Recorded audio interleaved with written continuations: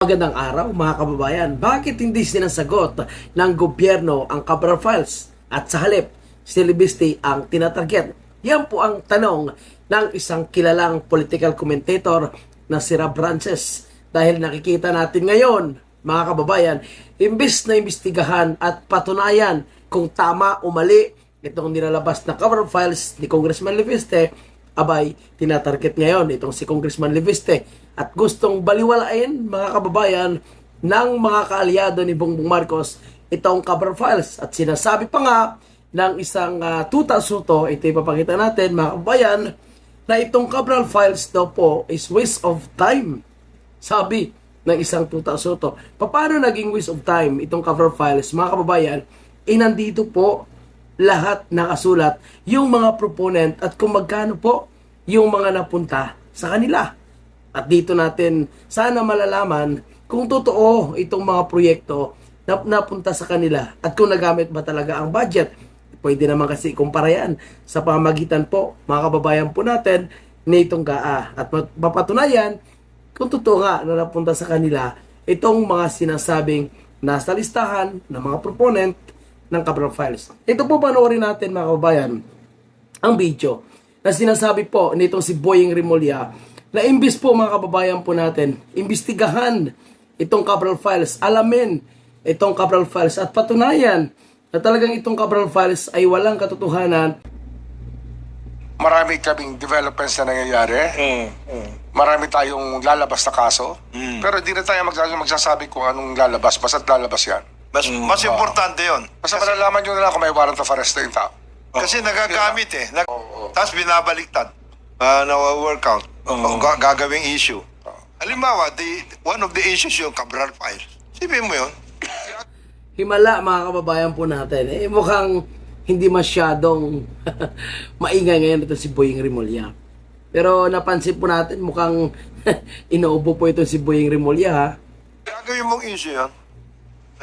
You have to authenticate, ganito gagawin mo. Wala yun. What? Alam mo, the document he got when Cabral was alive is not the same document as when she is dead already because there's nobody to authenticate it. This is Congressman So, irrelevant na yun. Irrelevant na yun. Irrelevant na yun. Unless he has other evidence to show that everything there is gospel truth. Eh, anong gagawin ko? Makikipagtalo ako sa wala yun. pasingan? Di ba? May So yung mga kasama niya sa radio station, siyempre magkakampi po sila. Magkasabuat po sila dyan mga kabayan po natin. Kaya ang sabi niya nga, anong gagawin niya, makikipagtalo. Sabi ng isa, iwala yan. At ang kinu-question pa ni Boying Rimulya is yung authenticity ng video ito. Sino yung mag-authenticate? Sige nga, paano pa ma-authenticate? Pinagurgur na nga itong si Cabral. So ano pang ano pang i-authenticate dyan? Ngayon, mga kababayan po natin, ito nga yung sinasabi ni Rob Frances, bakit ang tinatarget nila is si Congressman Libiste? Na si Congressman Libiste nga ay naglabas lang ng karagdagang dokumento, karagdagang ebidensya na pwede magamit, mga kababayan po natin, para imbestigahan o para magkaroon ng mas malalim na investigation. Nandun na may mga pangalan na, may mga proponent na, so alamin mo na lang kung totoo ba o hindi. And then, ang kapansin-pansin po, dito kay Boying Rimulya at ng kanilang kaalyado, siyempre yung nasa Senado, itong si Tuta Soto, parang ayaw nilang tanggapin itong Cabral Files na ito. At ang sinasabi pa ni Boying Rimulya, ito pa, na mayroon silang kopya din ng files na sinasabing Cabral Files, pero nakasealed pa daw. So kung sinasabi nilang hindi totoo, itong kay Congressman Libiste, ito yung challenge. Ilabas mo ang Cabral Files na hawak mo and ikumpara yung kay Congressman Libiste. Kung sa kanya ba is authenticated, na authenticate ba talaga, na verify ba talaga na Cabral Files yun, and then ilabas niya sa publiko para malaman ng taong bayan. And then ang taong bayan na yung magde-decide. Sino ba talaga ang nagsasabi ng totoo o tama? Kasi sa ngayon, wala na ngang mag-authenticate. So parehong hindi mo authenticate. Ika nga, ano? Kasi wala na si Cabral sabi nga ng iba, nasa Europa daw. Sabi ng iba, isa dyan pinagurgor. Anyway, balik po tayo dito. Tingnan nyo kung paano ko sila nagkakasabuatan sa idea na parang baliwalain na lang yung Cabral Files. Boying Rimulya pa nagsasalita. Ayun, nawala. Tuloy. Hirap yun, makikipagtalo ka. Nakahanap ng atensyon eh. Oo. Hindi, wag mo bigay yung atensyon, di ba? Nakahanap ng atensyon para kakagat ka ba? Pag pinakagat ka. Kasi marami siya ibang problema eh. Yung prangkisa niya, iniimbestiga na ngayon eh. Oo. Yung violation of franchise. Yung national Kasi franchise. dapat yan yung franchise. Oh, yun na, di ba? Maghanap na sila ng issue na ibabato ngayon kay Congressman Libiste. Same thing with Congressman Kiko Barsaga. So, parehong playbook, parehong strategiya kung paano nila i-divert ang issue. Wow, mga kababayan. Franchise, hindi mo nininegosyo. Eh, yung batang-bata ka, nininegosyo mo yung franchise? Wala ka ba kahihiyan? Anong klaseng tao yan? Anong klaseng Pilipino yan? Uy, Buying! Ikaw yung walang kahihiyan. Alam na nga ng taong bayan ang katotohanan patungkol sa inyo eh. Kung ano po ang ginagawa nyo ngayon sa gobyerno natin. Mantakin mo ha, itong si Boying Rimulya, kauna-unahang araw niya sa ombudsman, alam mo sinasabi niya na tinatarget nila ay si Vice President Sara. Asa ka dyan? Si obvious agad, di ba? Kung sino po no, ang kanilang tinatarget at kung sino ang kanyang siniservisyoan. Hindi tayo ang mga Pilipino, kundi ang kanyang amo na si Bongbong Marcos. O ngayon, tingnan mo kay Libiste. Bakit ngayon si Libiste na ang naging sentro ng investigation? Bakit hindi mo na natin itong unahin? Yung wala pa nga ka-resolve na flood control project, eh puro sap-sap lang po yung pinakulong nyo eh. Ngayon si Libiste na naman ang gusto nyong pag-iinitan. Okay, parang Pastor Kibuloy. Okay, yung parang Isiminay. Dahil nabanggit lang yung mga travel expenses ni Martin Romualdez. Tuloy tayo. Diba? National franchise. National franchise. Renewable energy critical to the national life. Tapos ganun lang. Na-flip. May benta mo, flip mo lang. Na-flip. Nanay mo pa, senador. Wow. Gusto nyo ibahin yung usapan? Yun ang pag-usapan muna natin. Miguel. Bago lahat. Tsaka ang kawawa doon, pag mabanggit ka lang, basta nasa file ka, wala kang kaano-ano eh. Yun, nakisawsaw pa si JB Ejercito. O sige, kung nasa files ka, nandun yung pangalan mo, hindi ba tunayan mo na hindi totoo? Eh, makita naman yung sagaa eh, kung talagang mayroong pumunta sa'yo, napunta sa'yo o hindi. And then, pwede man nila i-verify sa lugar mo. Simple lang, ganun. At malalaman naman yan kung ikaw talaga ay nakakuha ng pundo. Eh kung wala, hindi ka kasama. Napakasimple lang. And tama kayo, tama yung Di pulis, mo parang nga- walang titindig na dito eh.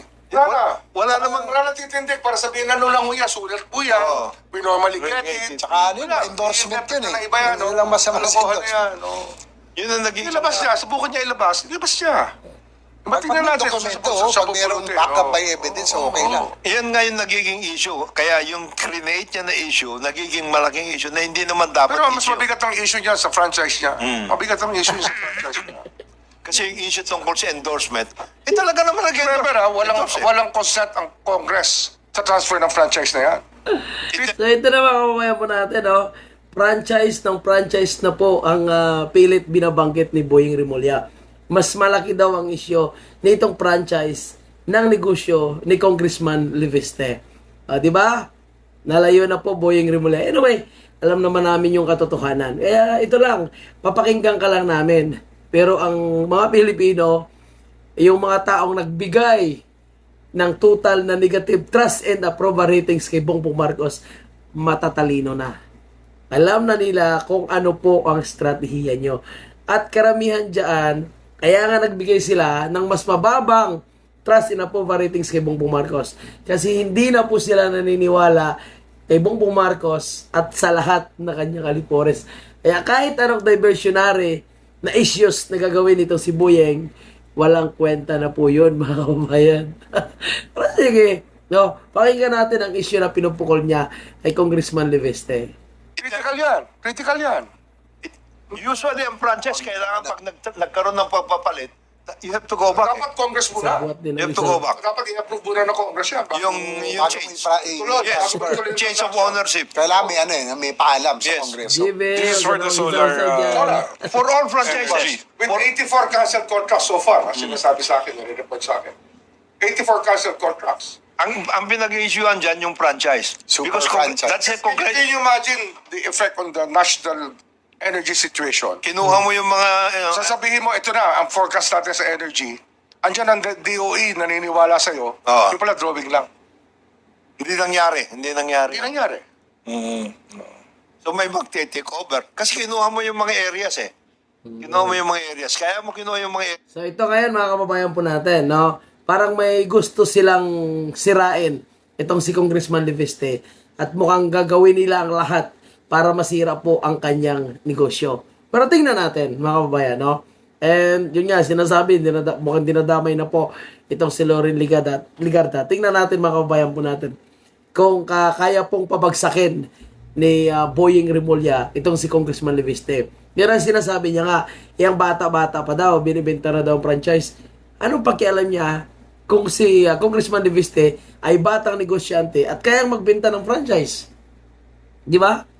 Sarili niya yun eh. Bakit mo siyang pagbabawalan? Ibig sabihin yung pagbibenta po ba ng franchise is nakadepende sa edad ng isang tao. Di ba? And si Boying Rimulya halata masyado mga kabayan po natin. And siguro, iilan na lang siguro na mga supporter nila yung naniniwala sa kanila.